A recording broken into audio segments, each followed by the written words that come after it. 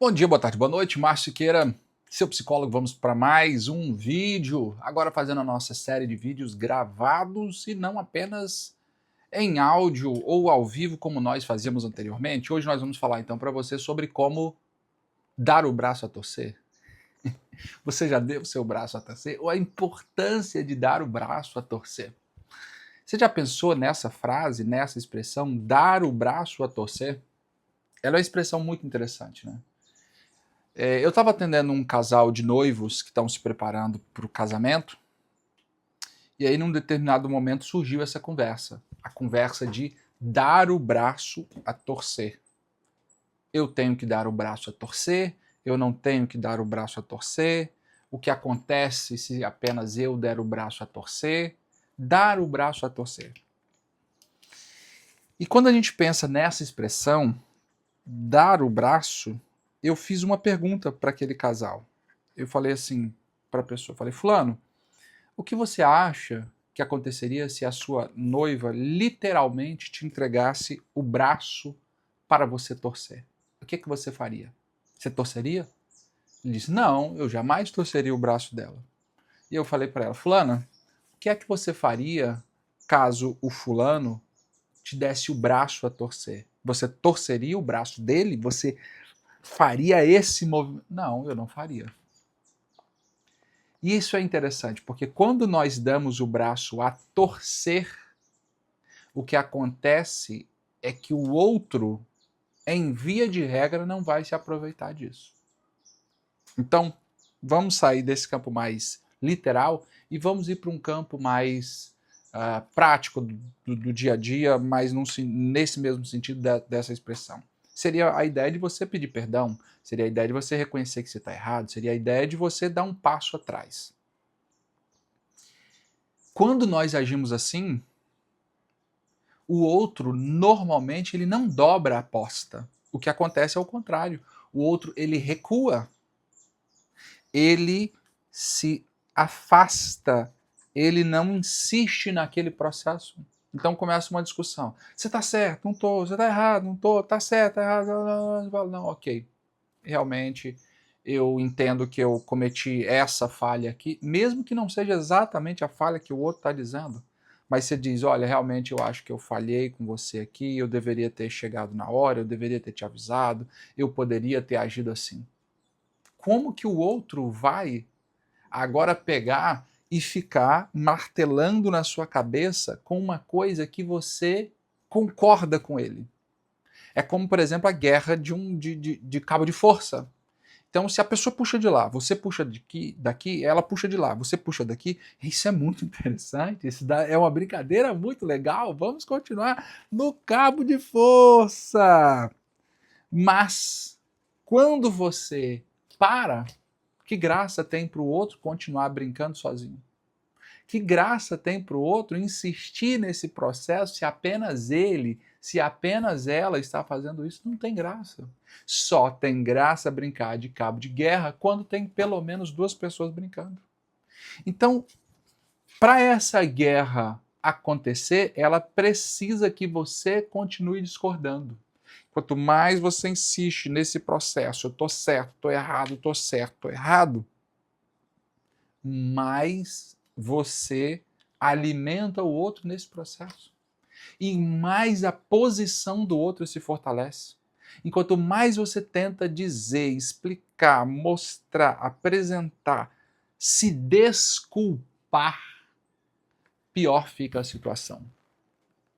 Já pensou nessa expressão? Desculpar. O que é desculpar? Eu nunca fiz uma leitura, uma pesquisa aprofundada da palavra, mas ao que me parece, desculpar tem a ver com tirar a culpa. Desculpa. E você já reparou que depois de um pedido de desculpa, normalmente vem uma história triste? Desculpa, eu cheguei atrasado no trabalho hoje porque... E eu não estou dizendo que não tenha uma justificativa. Só estou dizendo que depois do pedido da desculpa sempre vem uma história. Desculpa, eu não consegui te ligar porque... O que eu estou fazendo com isso? Eu estou tentando fazer com que o outro entenda que eu não tenho culpa do meu atraso, que eu não tenho culpa daquilo que eu fiz. É mais ou menos quando uma pessoa diz, a pessoa que ele é bandido porque ele cresceu num lugar triste, porque ele cresceu em meio à pobreza, porque ele não tinha dinheiro para comprar um Nike. E aí por isso ele se tornou bandido. O que é isso? Uma desculpa. É quando, como a pessoa comete um erro, um influencer comete um erro, e ele vem a público assim e ele diz, olha gente, eu cometi um deslize, normalmente não vão falar eu cometi um deslize, mas eu tenho muitos amigos negros, eu tenho muitos amigos gays, eu tenho muitos amigos cristãos, eu tenho, tipo assim, ele vem tentando não assumir a sua culpa, não dar o braço a torcer. Ele está tentando convencer o seu público ali de que de fato ele não tem culpa sobre aquilo. Ele não tem culpa sobre aquilo. Ele simplesmente está repetindo um processo, algo, ou como quando a pessoa que agrediu a mulher, e aí agora ele vai explicar por que ele agrediu a mulher. Não, eu agredi porque ela é uma pessoa assim, ela discute, ela é uma desculpa, uma tentativa de retirar a culpa sobre si. É diferente do pedido de perdão. O pedido de perdão, ele se basta. Perdão, eu falhei. Acabou. Perdão, eu falhei. Acabou. Eu não preciso de história. Eu não preciso de história nenhuma para explicar. Perdão, eu falhei. Isso já é suficiente. Agora, o pedido de desculpa não. O pedido de desculpa, ele necessariamente vai precisar de uma história. Deixa eu aumentar aqui, ficou muito frio aqui para mim. Ele necessariamente vai precisar de uma história. Ele vai precisar que você conte um caos, ele vai precisar de algo do tipo. Então, assim, quer dizer que a culpa não é sua? Peça desculpa e continue a discussão. Quer terminar a discussão? Peça perdão. Não precisa contar nenhuma história depois disso. Apenas assuma a sua responsabilidade. Ah, mas eu cheguei tarde porque o trânsito atrasou. Tudo bem, é verdade. Mas você poderia ter saído mais cedo. Você tem controle sobre o trânsito? Não tem, mas o horário que você sai de casa é uma escolha sua. E se você pegou, chegou tarde, e é isso, gente, ok, olha, eu cheguei tarde, peço perdão por ter chegado tarde, calculei um horário, mas não tinha como prever o trânsito, o que eu posso fazer para remediar essa situação? Pronto. Eu não preciso ficar remendando a história, remendando, porque o outro vai vir, seja quem for, da pessoa vai falar, poxa, mas você prometeu que você estaria aqui às 7 horas e tal, olha, realmente eu não consegui, me perdoe. Vou trabalhar para que isso não aconteça de novo. Você desarma a pessoa, porque a pessoa, ela vem, ela quer uma discussão. Se você bate de frente, vocês vão ficar dois bodes, dois boi velho batendo um na cabeça do outro. Agora, se você dá um passo para trás, você desarma. E quando o outro ele vai puxar, não tem resistência. Você não está oferecendo a resistência. Jesus disse assim: não ofereça resistência ao perverso. Né? Eu não acho que Jesus estivesse falando necessariamente do que nós estamos falando aqui, mas acho que se aplica. Quando você não oferece resistência ao perverso, ou seja, você se coloca numa posição em que você, beleza, essa é a sua opinião sobre mim, legal, tá bom. Você pode continuar. Ah, mas você não vai discutir, você não vai tentar provar que eu estou errado, você não vai. Não. É a sua opinião. E opinião é apenas isso. Opinião. As pessoas podem ter opiniões sobre você que são opiniões. Só existem dois tipos de opiniões sobre você. Número 1, opiniões que são verdadeiras. Verdadeiras. Número 2, opiniões que são falsas. Se a opinião que a pessoa tem sobre você é uma opinião falsa, por que você está se desgastando? É falso, não é verdade? Para que você está se desgastando nessa história? E a segunda opção é se é verdadeira. E se é verdadeira, é verdadeira, meu amigo. Falou que você é feio, realmente você é feio. Falou que você não chega no horário, e realmente você não chega no horário. É a verdade. É a verdade. Não, mas é que em 1945 eu cheguei na hora. Meu amigo, 1945 eu não estava nem nascido ainda. Vem você meter essa aqui, rapaz. Não vem com essa história, não. 1945 já tem tempo que já passou. Já faz tempo que já passou 1945. Tá? Então, dê o braço a torcer. Dê o braço a torcer. Não entre nessa guerra. Não resista ao perverso. Falou sobre você? É verdade? Ok, eu posso considerar. Tenho como mudar. Quero mudar. Não quero mudar. Mas eu vou aceitar que é a verdade. É mentira? Para que eu vou entrar num combate corpo a corpo? Para que eu vou entrar numa aflição? Para que eu vou entrar num. Ah! É mentira, cara. É mentira. Não é verdade. Não é verdade. Não é verdade. Já foi. Já foi. Quando eu era criança, minha mãe conta que alguns casos, quando eu ia apanhar, ela dizia para mim: vai lá buscar a vara. Aí eu ia lá, às vezes ia no pé, ou ia no lugar onde é que estava a vara de amora. Pegava, às vezes limpava a vara de amora, tirava os galhos, né? Pra ficar uma varinha, tem que ser uma varinha de respeito. Poder tomar umas varadas, né? E aí, quando eu levava essa vara para ela já, a raiva já tinha passado e eu não apanhava. Algumas vezes, né? Nem todas as vezes. Cara, esse é o poder de você dar o braço a torcer. Eu lembro que eu tinha um chefe que era chato, cara. Um chefe chato. Tudo que você falava, meu amigo, ele tinha um checkmate para te dar.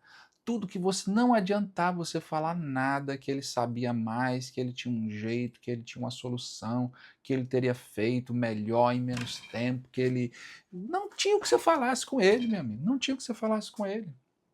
Então, quando ele ia perguntar alguma coisa, né, porque eu trabalhava com vendas, quando ele ia perguntar alguma coisa sobre meta, sobre essas coisas assim, e que não tinha alcançado, ele perguntava diretamente às pessoas, né, aos líderes, aos liderados dele, e perguntava para mim, falava, olha, realmente não alcancei. O que você acha que eu poderia fazer diferente para o mês que vem? Aí ele já desarmava, porque nos outros ele vinha, porque ele ia falar, e o cara falava, não, é porque tá difícil, é porque o governo, é porque as pessoas não querem saber, porque as pessoas. E sempre era uma questão externa. E eu ia vendo os outros vendedores só tomando. Porrada. Eu falei, bom, eu não quero ficar tomando esse tanto de porrada. O que eu vou fazer? Dá o braço a torcer. Então, o que é que você. O que é que você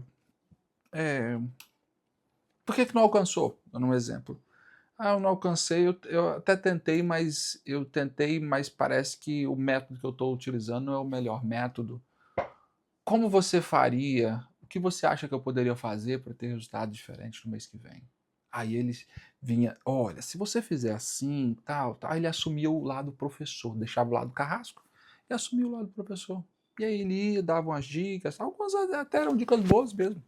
Outras não faziam o menor pé nem cabeça o que ele estava fazendo. E às vezes eu fazia o que ele estava falando no outro mês, porque quando ele falava, eu falava, olha, você pediu para fazer assim, assim, assado, eu fiz assim, assim, assim, assado, mas o resultado não foi exatamente como a gente imaginava e tal.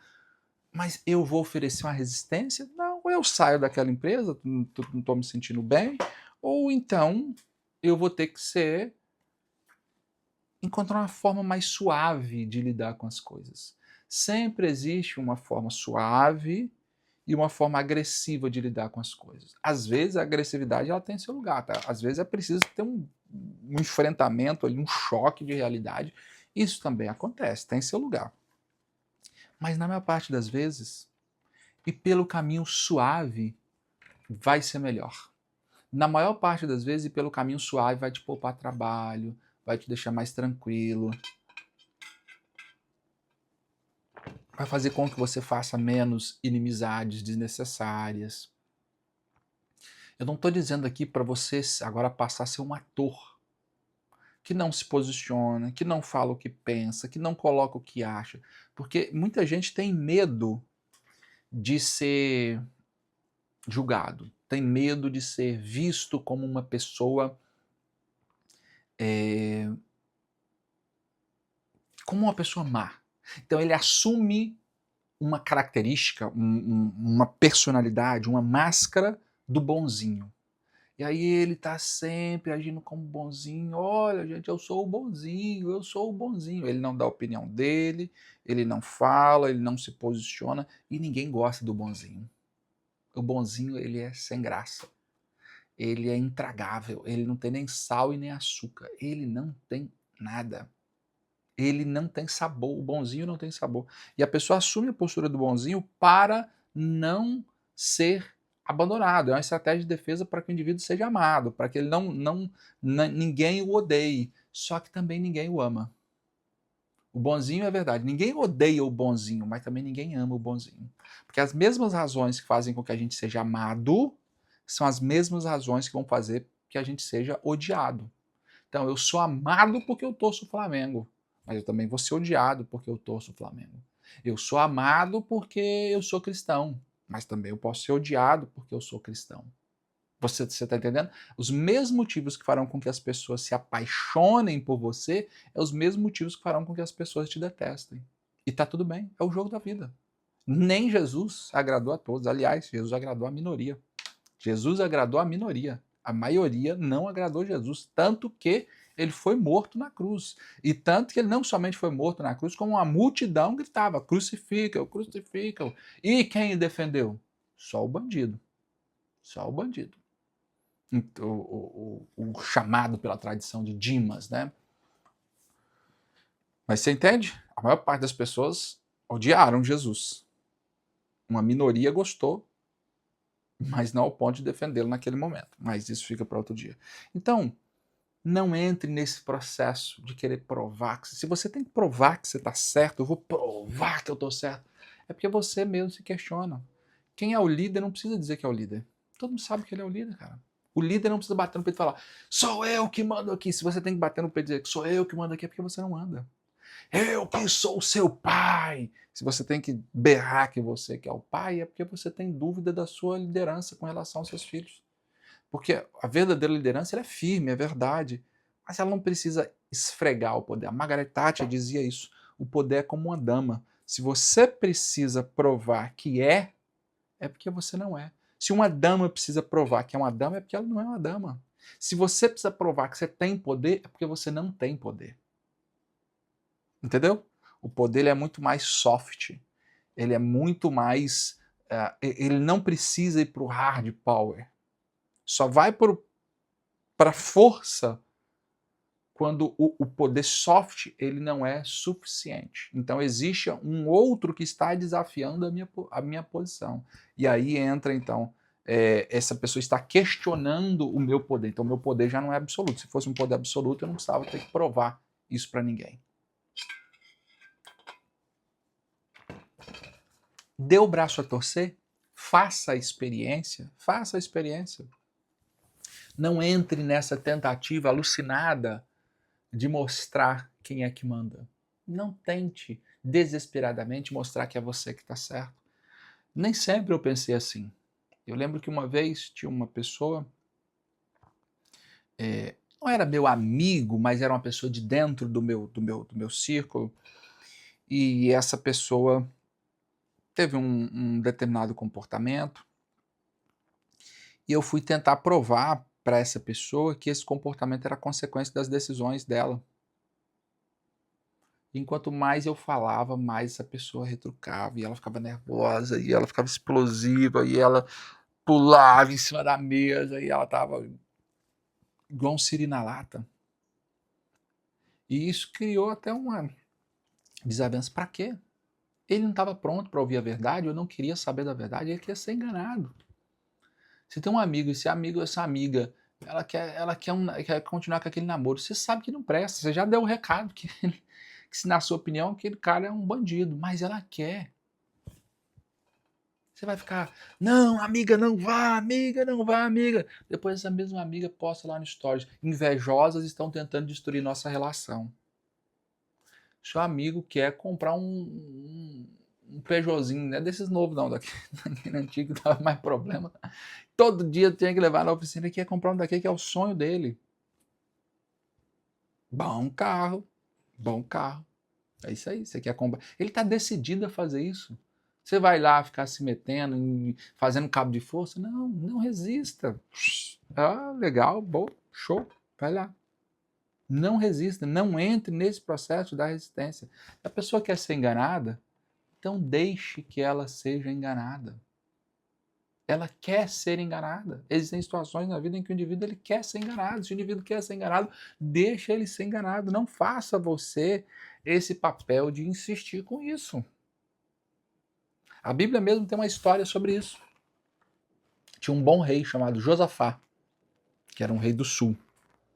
E Israel se dividiu em 10 tribos, reino do norte, 2 tribos, reino do sul. Ou seja, a tribo de Benjamim e a tribo de Judá, reino do sul, e 10 reis no norte.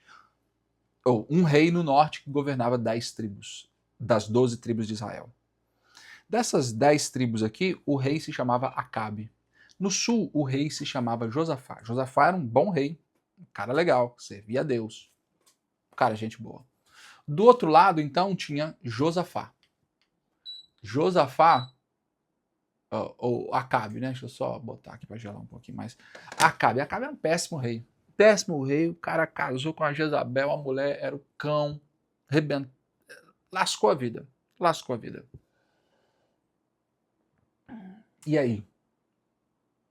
E aí, o que acontece é que o Josafá foi sair à guerra junto com o Acabe. Já começou mal. Os dois iam sair. Vamos para a guerra junto, vamos para a guerra junto. Beleza. E aí, quando eles foram sair para a guerra, vamos consultar o Senhor. Vamos consultar o Senhor. Chama os profetas.